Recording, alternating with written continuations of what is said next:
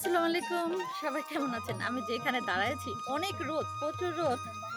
এত রোদ জানলে আমি আসতাম না। আমার পেছনে এক চাচি দাঁড়ায় আছে। চাচি কিন্তু ক্যামেরায় উঠে যাইতাছেন। কিছু বলবেন? চাচি দাঁড়ায় দাঁড়ায় দেখতে আছে। এই কত গাছের জানলা কার আপনি? এই জানলা? ও, এত নিচে করে কত গাছের জানলা দিছেন কে? ভিতরে যাইয়া বসে যাই যে একটা দেখা পাইছি মাথার ভিতরে। আরেকটু উঁচা দিবেন না, মানুষ তো জানি দাঁড়ায় পড়ে। একদম নিচে করে ফেলেছি।